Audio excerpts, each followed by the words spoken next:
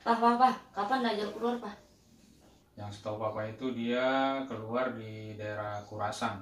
Kurasan. Tahu Kurasan nggak? Enggak.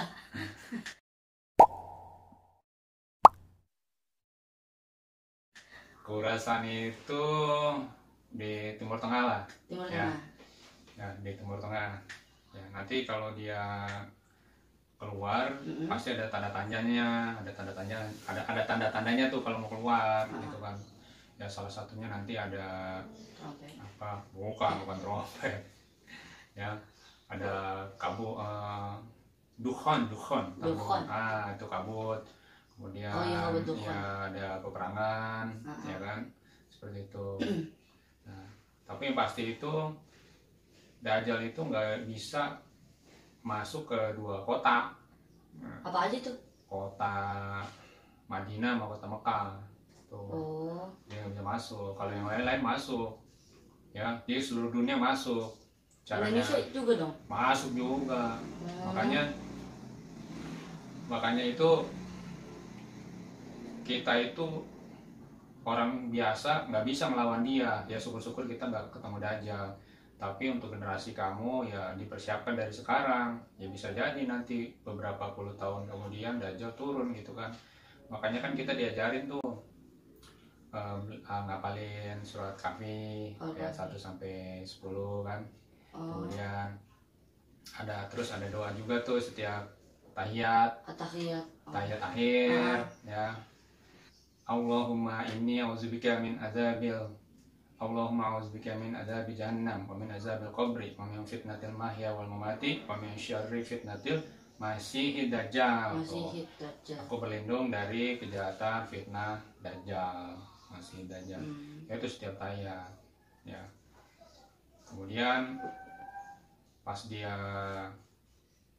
dia muncul tuh, jangankan kita, ulama aja bisa jadi pengikutnya tuh, saling saktinya kayak gitu kan. Ada berapa puluh ribu gitu kan. Ya. Sekarang sebenarnya udah kita rahasiain gitu kan. Kalau kita nonton berita atau apa, kita nggak tahu beritanya benar atau enggak. Jadi fitnah udah di mana-mana gitu kan. Itu salah satu tandanya munculnya Dajjal, itu fitnah udah di mana-mana. Kayak gitu Kak. Oh, nanti kalau Dajjal keluar, dia bertarung sama siapa? Nah, Dajjal keluar itu yang pasti bertarungnya sama Imam Mahdi. Ya, bertarungnya sama Imam Mahdi. Kemudian pada saat bertarung, nah disitulah Yesus diturunkan untuk membantu bahkan membunuh Dajjal itu, gitu. Ya, kalau nggak salah di masjid apa gitu kan. Ya, Yesus itu apa? Yesus. Nama siapa? Yesus itu kalau di agama Islam itu adalah Nabi Isa. Oh, Nabi Isa. Ya, tapi kalau kalau di agama Nasrani atau agama Kristen, Yesus itu adalah anak Tuhan atau ketuhanan mereka yang mereka sembah, atau mereka meyakinin Yesus itu adalah jelmaan Tuhan yang menyerupai manusia, seperti itu. Itu perbedaannya antara Islam sama Kristen gitu kan. Kalau kita menganggap Yesus itu adalah seorang nabi dan rasul gitu. Nabi dan rasul. Ya, tapi kalau orang Kristen, ya Yesus itu yang kalau kita anggap Nabi Isa itu adalah anak Tuhan, seperti itu bedanya. Kayak gitu. Nah, perbedaan itu kita harus hargai gitu kan. Kita harus hargai, bukan mengolok-olok gitu kan. Karena itu bagian dari keimanan. Iman itu kan meyakini sesuatu yang tidak tampak gitu kan. Kita nggak tahu. Iman kepada Allah, ya kan nggak pernah ketemu sama Allah, itu nggak kelihatan. Iman kepada malaikat, nggak kelihatan malaikat, ya. Ya, iman kepada Rasul, nggak pernah ketemu Rasul kan, ada Rasul gitu. Ya seperti itu, jadi harus kita hargain. Nah kalau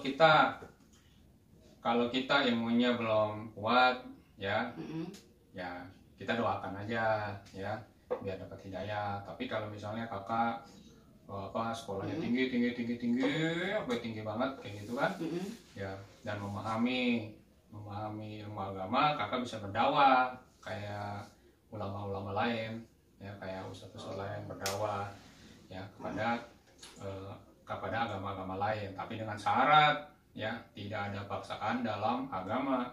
Agama itu nggak boleh paksaan, ayo masuk Islam, nggak boleh begitu gitu kan, nggak boleh. Kan ada di surat Al-Kafirun kan. Oh iya. Lakum dinukum waliyadin, ayat terakhir. Agamamu, agamaku. Maksudnya apa? Ya masing-masing aja, jangan dicampur-campur. Ya, saya percaya Nabi Isa adalah Rasul. Kamu percaya Nabi Isa adalah anak Tuhan, ya udah masing-masing gitu. Ya, tidak boleh dicampur-campurkan dan tidak boleh memaksakan seperti itu. Gitu, Kak. Paham, Bu? Paham. Udah sih. Hah? Udah apa? Udah. Nanya lagi apa? Kamu tahu nggak bedanya Nabi sama Rasul? Oh, nggak tahu. Tahu nggak bedanya Nabi sama Rasul? Nggak tahu. Apa bedanya Nabi sama Rasul? Iya, kalau Nabi itu setahu apa ratusan ribu orang, banyak gitu yang diutus Allah menjadi Nabi di muka bumi ini, banyak. Tapi kalau Rasul yang kita tahu 25 itu, yang ciri-cirinya adalah membawa risalah baru atau berita baru atau ajaran baru. Biasanya ditandain sama punya kitab gitu kan. Oh iya, benar. Ya, Nabi Muhammad dapat kitab apa? Al-Quran. Nabi Isa dapat kitab apa? Nggak tahu. Nabi Isa masa nggak tahu? Injil. Oh ya, Injil bener kan? Kira kakak. Nabi Musa apa? Hah? Nabi Musa. Nggak tahu. Nggak belajar apa? Hah? Di sekolah? Lupa. Ayo, Taurat. Oh, Taurat. Ya, Nabi Daud apa? Nol dong nilainya. Dapat 1 doang tuh. Kita harus pelajarin juga, ya. Iman, salah satu keimanan adalah meyakini semua kitab Allah, ya kan? Kitab Allah yang diturunkan sama Allah ada berapa? Ada 4.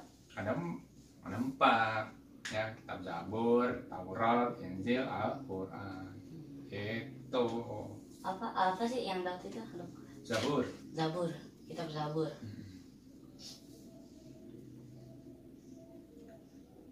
Isinya apa aja tuh? Apa isinya apa? Ini kitab Injil, Taurat sama apa Zabur. Nggak tahu Papa isinya. Isinya nggak tahu. Yang Papa cuma tahu sedikit. Setiap kitab yang diturunkan kepada para nabi itu, ya, untuk kaumnya pada saat itu. Ya, pada kitab Zabur diturunkan untuk kaumnya Nabi Daud. Iya. Ya. Kemudian Taurat, ya, diturunkan untuk kaumnya Nabi Musa. Injil diturunkan untuk kaumnya Nabi Isa pada saat itu semua. Nah, Al-Quran diturunkan untuk Nabi Muhammad. Bukan, ada, kamu cek aja nanti di Al-Quran. Al-Quran diturunkan untuk apa? Untuk kaum Nabi Muhammad. Bukan, untuk seluruh umat manusia. Oh, umat manusia. Oh. Ya, ada itu di Al-Quran. Tapi Bapak nggak tahu ayat-ayat yang mana itu kan. Seperti itu. Oke Kak, ada lagi?